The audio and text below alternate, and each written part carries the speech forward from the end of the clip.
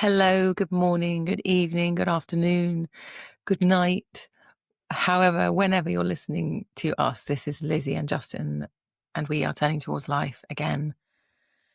As usual, what a joy to be with you and to know that you are out there, and more to feel the kind of contact with the world, Justin, and who's listening to us through the messages that we get and the people that we meet and the conversations we have on the back of this is such an excellent thing. And I'm delighted as usual to be here. I am arriving here having had my office where I sit and do this entirely ransacked by my two children just before we began. So I'm sitting in a kind of, I don't know, there's like a heater thing that's been knocked over, there's wires all over the floor, there's crochet that's been undone on my left and headphones unraveled and a bowl of fruit and goodness knows what. So I'm sitting nicely in the mess.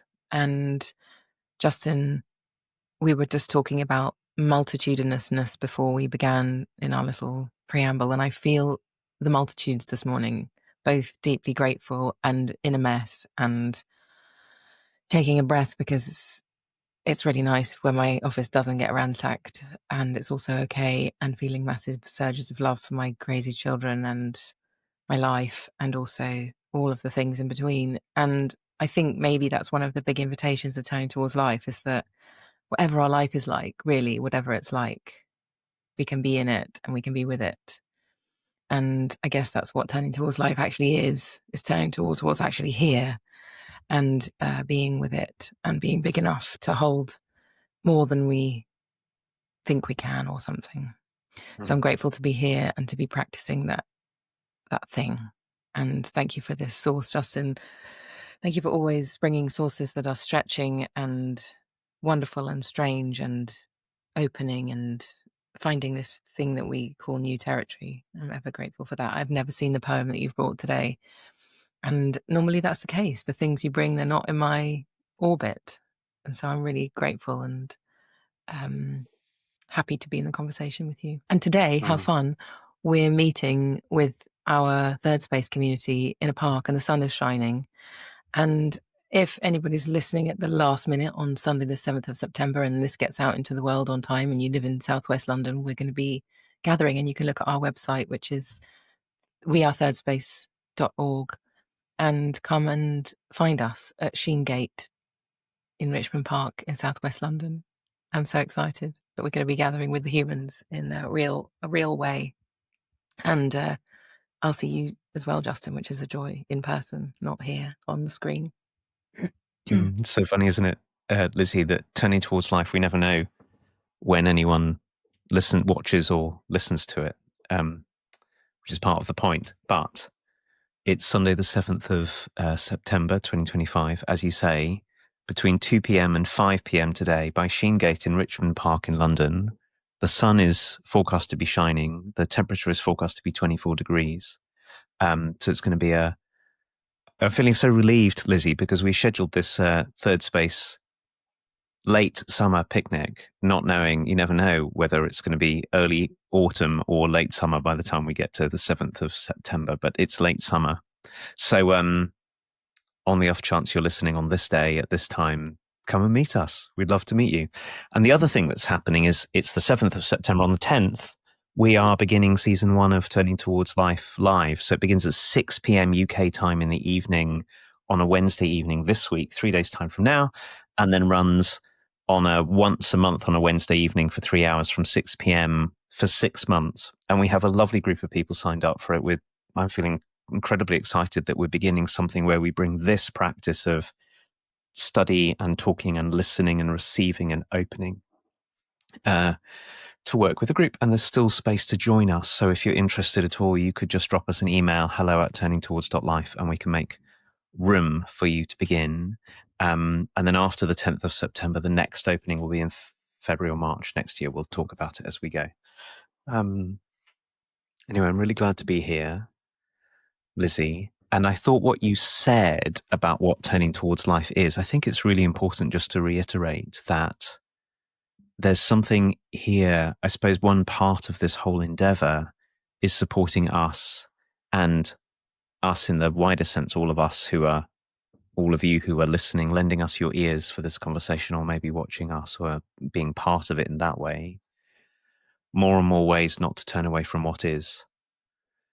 And I've been feeling recently how brief and precious life is, and how important it is for us to turn towards and not to turn away, to turn towards our joy and our grief, our suffering and our loneliness, our delights and our courage, our creativity and our confusion, the mess and all the things that are together.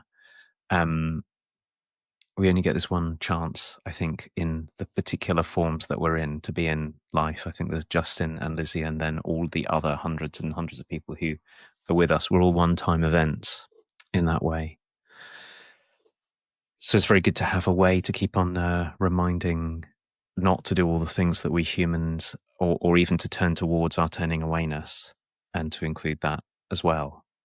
So we can look at it and keep on coming back. And so here's this poem. So this, as always, we have a source for this week, which we're about to read.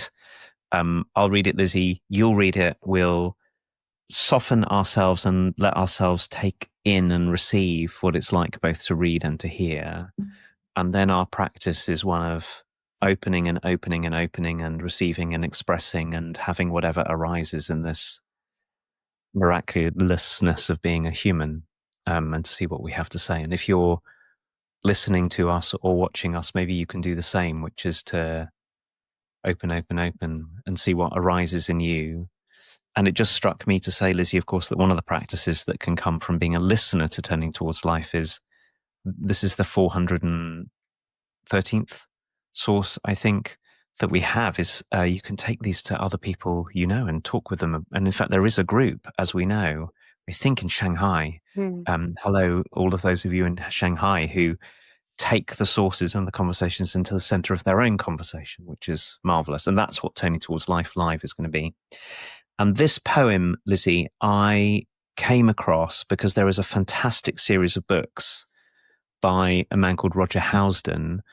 The one that I know best is called 10 Poems to Change Your Life. And it's one of them. And there are 9 other excellent poems and little essays that go with them. So this is by the Spanish poet Antonio Machado. Originally in Spanish, translation by Robert Bly.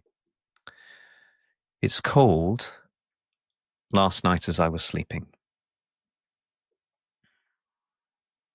Last night as I was sleeping, I dreamt, marvellous error, that a spring was breaking out in my heart. I said, along which secret aqueduct, O water, are you coming to me, water of a new life that I have never drunk? Last night, as I was sleeping, I dreamt, marvellous error, that I had a beehive here inside my heart, and the golden bees were making white combs and sweet honey from my old failures. Last night, as I was sleeping, I dreamt, marvellous error, that a fiery sun was giving light inside my heart. And it was fiery because I felt warmth as from a hearth, and sun because it gave light and brought tears to my eyes. Last night as I slept, I dreamt, marvellous error, that it was God that I had here inside my heart. Thank you, Justin. Last Night as I Was Sleeping by Antonio Machado. Last night as I was sleeping, I dreamt, marvellous error, that a spring was breaking out in my heart. I said, along which secret aqueduct, O water, are you coming to me, water of a new life that I have never drunk? Last night as I was sleeping, I dreamt, marvellous error, that I had a beehive here inside my heart. And the golden bees were making white combs and sweet honey from my old failures. Last night as I was sleeping, I dreamt, marvellous error, that a fiery sun was giving light inside my heart. It was fiery because I felt warmth as from a hearth, and sun because it gave light and brought tears to my eyes. Last night as I slept, I dreamt, marvellous error, that it was God I had here inside my heart. Thank you, Lizzie. I notice as you're reading, as I was reading, but then more as you were reading and I was receiving your words as if you were reading to me, just how heart-opening and joy-springing it is to hear these words and to hold them as a possibility. So that's the first thing. So I'm very grateful to Antonio Machado for, we were talking about what we turned towards a few minutes ago. And of course, the obvious thing to say is that for many of us, it's the work of turning towards our grief or our anger or our confusion or our mess, the things that sort of get judged as, I think wrongly and unfairly, as negative emotions, negative experiences. But these words by Machado are such an invitation, first of all, to turn towards joy, wonder, transformation, healing, redemption, and what is sacred and in a kind of heart-bursting, illuminating way about being alive and being a person. So I'm really grateful for that. But I actually think the best bit about this poem, why I had to include it, is because every one of those he calls a marvelous error. Like, it would be one thing to say, wouldn't it be wonderful to feel like there's a spring breaking out in your heart? Yes, I mean, it is. And to imagine that you have a beehive in your heart and that golden bees are making white combs and sweet honey from our old failures. Yes. I mean, there's so much we could talk about each of these. But to acknowledge that, I think one of the mistakes that we can make is to take our lives too literally, to discount all that is our imagination, all that we can, all the stories that we can tell, all the poems we can write, all the metaphors about who and what we are that we can carry in our hearts and in our minds and talk to one another about. If I say to you, Lizzie, what if you've got a beehive in your heart and the bees making white combs and sweet honey from all your old failures? And you could look at me and I could look at you and go, that's ridiculous. How ridiculous. Beehive in my heart. Bonkers. And yet at the same time, I think that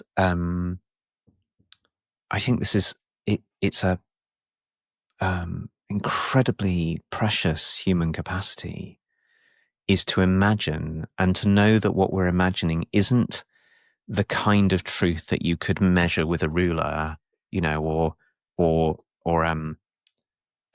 program into a computer or any of those kinds of things. It's our capacity to tell the truth about what it is to be a person, but also to make new worlds for ourselves by imagining things that aren't clearly aren't directly true in that measurable way, but nevertheless are true. Right? We are and can be all of this.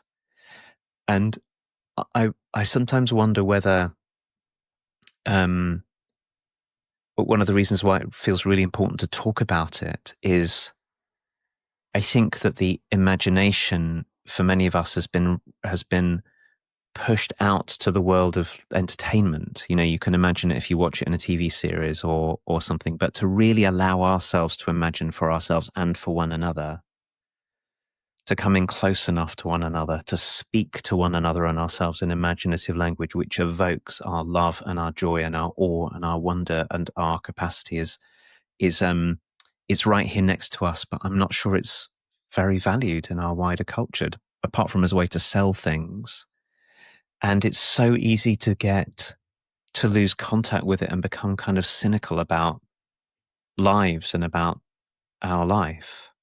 When in a way, yes, we're capable of great evils, for example, us humans. And here in Machado is like an invitation to our fullest, most generous, most life-giving, most contactful way of being with one another, thank goodness. And it's never actually far away. Sometimes we fall asleep and we dream it, and if we wake, we can give it enough credence and enough weight. Mm. It's funny, I was thinking as you were reading, there's so much in this poem I think is so inviting to me. I've got no idea what marvelous error means. And I wonder whether I'll find out what it means. And I just had what your interpretation of it is. And as you were talking, I was thinking, oh, well, also maybe it's, I dreamt this, but the fact that I thought that I dreamt it was an error, a marvelous one, but actually it's real. And it's true. I thought I was dreaming, but actually, and I think that's one of the beautiful things about dreaming for me, is that many times, I mean, my dreams are messed up and bonkers and all of the things. But when I find a moment to actually hold them and be with them, and I know you've done lots of dream stuff, maybe this is true for you as well, but when I hold them and I have them with me and I bring my consciousness to them and I'm inquiring and I'm generous towards them and I'm wondering, of course, then they become like in my experience of the day, not only in my experience of the night when everything is shady and strange and unreal and I can't even put language to the happenings that go on in my dreams. And so this feeling of thinking that something's a dream about the honey and the golden bees and the fire in my heart and it's this wondrousness of consciousness that it can be a kind of consciousness that arises during sleep and dreams. And then we can make contact with it. Like our broader consciousness is capable of making connections and interpretations and curiousness between pieces of ourselves. And that maybe Antonio is in this piece of his expression really making the worlds connected rather than unconnected. And I love that. Because when I read the words and I receive the aqueduct and the golden bees and the sun, I feel the reality of it. I feel the kind of solid, yeah, that is in my experience. And it's really beautiful that you brought this poem this week, Justin, because this week I've had a particularly joyful experience. I think of this first paragraph of the secret aqueduct carrying water of a new life that I've never drunk. And it's through my incredible niece who rang me on her way to her third day at drama school that she's just begun. She's 18. And we just had the most life-giving conversation that I could never have imagined. You know, when a conversation comes along and it's like, oh my gosh, this is like a whole new life force, energy stream that makes life feel completely different.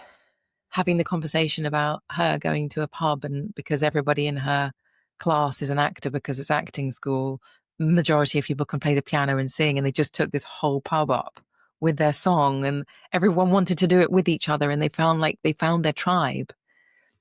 And the feeling of that in me, you know, when people say that we can live vicariously through others, I was like, oh gosh, this is the first experience I have of actually feeling the joy of this new life coming forth that's available and real and possible.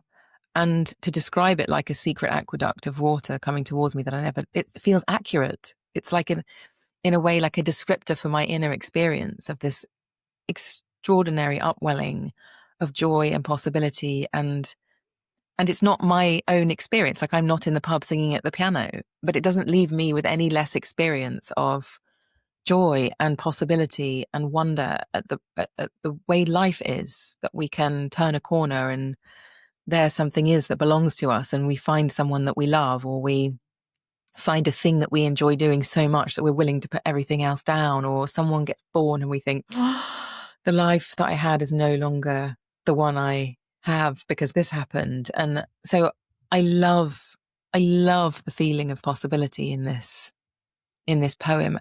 And I also feel more faithful because of it. And when you read the piece to me about the golden bees making sweet honey of my old failures, I thought, well, okay, there's my old failures, but there's all the ways I'm going to fail in the future as well. And I suddenly feel really good about that. Like I'm going to mess things up. I'm going to cry when I shouldn't cry because it disturbs something or someone. I'm going to mess something up so that there are material consequences to it. And I feel kind of in some way hungry for it rather than avoidant of it, because that sentence exists. And all of my old failures coming to bear and finding that there's learnings in them, and I'm feeling like a deepened capacity to do what the thing that you were talking about of turning towards what's here, because it's actually, whatever ways I'm going to mess up, it's going to be fine in the end. Like, there may be pain, which I can turn towards. There may be sadness. There may be ruptures in relationship and all of the things. But in this moment, I'm feeling the possibility of us all having the actual chance to be, in spite of all of the happenings and the difficulties, there's something more as well. There's something that can come out the end of things. It's not even the end, but as part of the process, because there'll be more. There'll always be more that we can. I think you said redemption in the beginning. Like, there's redemption possible, and I love that word. It makes me feel like, oh, yes, that's what all the movies are made of, and that's what all of our imaginations are pointing to and hoping for and experiencing, actually. And if we can turn towards, and we can process our lives and be with one another and be sharing of ourselves in this process of turning towards life, that redemption is not, it's not far away. Yeah. It's just receiving everything that you have just said, Lizzie. It seems to me that one of the things this poem does for me is to remind me that to be human is essentially as an imaginative act. Like, and I'm saying in a different way something I said earlier, which is I'm sort of trying to rail against the way in which we tend to diminish ourselves as humans, as if we were somehow less than that, as if we were somehow just cogs in a wheel, or, you know, in some great machinery, and if the world were just great machinery or something, which I think is a really common background story in it. I think what Machado invites us into is this sense that the world is full of meaning. Like, it's all full of meaning, all of it. And imagine that like, as I'm sitting here with you, I can have a ton of different interpretations about you and me and what we're up to. Some of them open vast worlds of possibility, and some of them close them down. If I treat you as a threat, or I treat you as it's the same old Lizzie who I've known for years, how boring that's going to be. Or if I treat myself as something small and diminished. But what if I sit here, I mean, just taking the middle verse, actually, I'm going to take the middle and the last verse. If I sit here with the sense that inside my heart and inside your heart are golden bees making white combs and sweet honey from our old failures, and setting ourselves up to all the new failures we're going to make that are going to become honey. Or if I sit here with a very strong sense that what is in my heart and what is in your heart is the divine, and that what's going on is this is the life looking out at life, or the divine looking out at the divine. First of all, the whole experience of being together is different, but also what is possible for each of us and for the world is different. And that's what I think we could spend a very long time talking about all the different ways. I've got lots of ideas now, because you brought up, well, maybe the marvelous era means something very, very different to the way I take it. I've got lots of ideas about this now.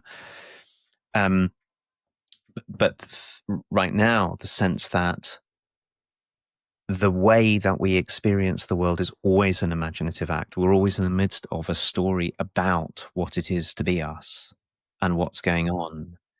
And our stories include or exclude, but one of the things that they often exclude is our imaginative capacity to be part of a world that is bursting with life and sacredness and depth and possibility and creativity. I was listening, I want to do a little shout out to another podcast, because I was listening to Emerging Form, which is Rosemary Watola Trauma and Christy Ashwanden's podcast about creativity. And on the most recent one, they were talking to a writer who had been a poet, and basically she ran out of poetry. Like she'd been dedicated to poetry, and poetry, bless you, poetry just stopped. And she turned herself towards crime writing, and it's about what it is to go from being a poet to being a thriller writer. It was lovely. It's a lovely conversation. And I've been thinking as you've been talking that you could treat hitting a dead end in life as if everything was over. But you could also go, along which secret aqueduct, O water, are you coming to me, water of a new life that I've not yet drunk? What are the bees in my heart turning into honey? You can go down this line in any situation. I don't think it's wishful thinking. I think what it is I think it's aliveness. I think it's attending to the sacred, shining aliveness, the fiery warmth as if from a hearth, and the sun inside our hearts that brings light and tears to our eyes. This is as much a part of being a person as is our capacity to do the shopping list and to pay our bills, but also as it is to grieve, and also as it is to make mistakes, and also as it's as much part of it. And thank goodness there's language we can bring to it, because well, I think we and everyone benefits when we're willing to include this, feel into it, and recognize, I suppose where I'm heading, this is the last bit to say, recognize how much power we have to shift the world by the story that we are living from in the midst of whatever it is that we're in the midst of. Yeah, and I'm thinking, the thought that just came to me as you said that last bit was that nothing is outside of that storytelling. You know, like you said, when we reach a dead end, that's the point.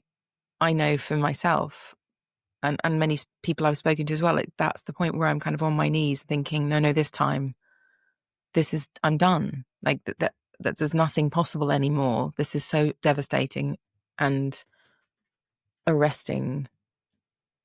I'm now excluded from this storytelling possibility. And I think that's the hopefulness in what you're saying, is that we're always included, because we're always telling some kind of story, whether it's a story about the dead end or a story about this, it's not possible for me anymore. We're always welcome in this interpretation, and I'm really grateful for that. Well, that, Lizzie, I think is a fantastic spot for us to end for today. And I want to sort of make an invitation to you and to me and to everyone, which is, what would it be to take these invitations sort of like as a practice into the midst of things, to hold, could start with holding Machado's words. I'm going to spend my day wondering along which secret aqueduct water is coming to me, water of a new life that I've never drunk. And I can already feel how the world opens just by committing myself to stay in that question for a while. So thank you so much for being in this conversation with me again and again and again. Thank you, everyone, for lending us your ears and being right in alongside us. You are so welcome to come to turningtowards.life. There's lots of ways of being in contact with us and supporting us there. And please tell people you love about this conversation if you think it would be of benefit to them. And all being well, we will be back in your ears or in front of your eyes next week. Bye, everyone. Thanks, everyone.